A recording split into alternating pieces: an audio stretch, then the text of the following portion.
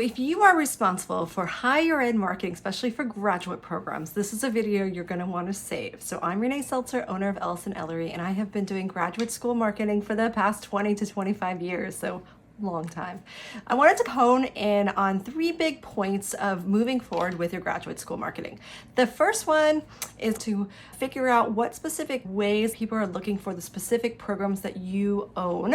So whether that's a sports management degree or sustainability degree, whatever it is, you want to hone in on how are people coming to you. And if you don't really know that, that's okay. There's a couple ways that we're going to figure that out. As a focus area is the people who are specifically looking for your programs. They are the most likely to enroll sooner, and they are the most likely to move forward. So that's the first area that you want to focus on.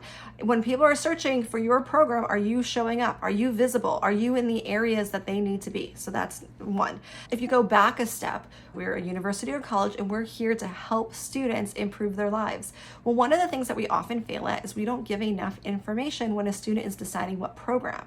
So if we're really on this mission of educating and giving content and moving people forward, well, we have to have that in our marketing too. And from a graduate school perspective, we need to make sure that we have programmatic marketing more than just brand marketing. So you need to make sure, do you have great brochures that do a really good job explaining your program, when your start dates are, tuition, has testimonials from current and alumni students, testimonials from employers. The second one is you want to create content that's going to start being out there, that's going to help people narrow down to the program that you offer. So for example, if you're offering an entrepreneurship degree, you might want to start creating content of MBA versus entrepreneurship degree to help people understand why I might want to pick this program over this one. For example, there's like 15 different kinds of engineering graduate school programs, and not every student knows exactly which one they're going to want to move forward with. So if you start to create the content, and the content can be a mix of blog, video, social media posts, and you're going to repurpose content. So for example, you create a video for social media, that can go in your written blog content.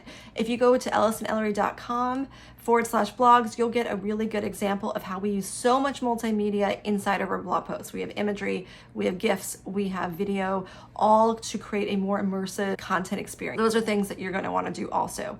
You also want to identify what type of keywords and searches that people are using to find programs that you offer. So for example, if it's an MBA, is it an MBA in South Carolina? You want to look for all those different types of keywords. And then you actually want to go into Chrome and do incognito, because if you're always searching based on your own behavior and you're logged in, it starts to customize the search results based on you. So you actually want to go incognito and do searches. You want to understand what your competitors are doing. You want to understand how are they showing up in the search engines.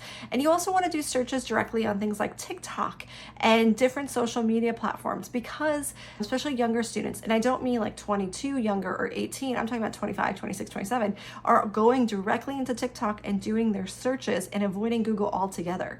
So you want to start doing searches as if you are a prospective student. Have that empathy of how hard it is to find a program, and start to walk through the process of finding a program. And then as you're going through that, you're going to see holes in your own marketing, and those are going to be the ones that you want to start putting together as a plan to move forward with, right? After you prioritize and figure out what resources you have and budget you have. It is very hard to decide between grad programs. So how does a student decide? Can I afford it? Is it a school that I know and trust? Is this a program that is going to help me in my future? Or am I just going to spend $100,000 and really regret that I moved forward with this? So what we want to do is create the marketing materials and answer all of those questions and more. For example, one university system, I was their fractional CMO, and I came back with a set of value propositions and new things that they could offer their students, prospective students, to make them different. How do they make them stand out? So if your school has nothing to stand out with, let's speak and we can create some strategy project where we actually look, what do you have and what can we add to make it really unique in the marketplace? Students do find universities now on TikTok. Students are finding them on YouTube. And are you creating that type of content? Are you engaging your faculty and professors to create content on your behalf? And are you orchestrating this and then sharing it back out in a thoughtful manner to help you grow enrollments? I see so many times that the videographer that edited the video is responsible for posting it on YouTube, but they are not marketers. So their title will be poor. There won't be a description. There won't be call to actions back into it. Even in the way that they created the video isn't as strong with call to action. So you have to really think of all this with intentionality to get people to enroll. We have great articles on our website, ellisonellery.com/blogs. We have a variety of guides that have funnels and give you tons of ideas of marketing tactics to try. I often hear universities say, oh, we tried that, it didn't work. But when I evaluate what they did, they executed it poorly. So aspirationally, yes, they did try it, but they didn't have a way that a student can go to the website, find the right pages. The website's usually a big jumble.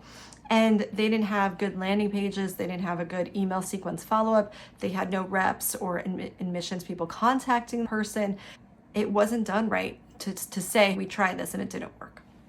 Renee Seltzer with Ellison Ellery Consulting, and thank you. And I hope these were really helpful tips for you. Have a good one. Bye.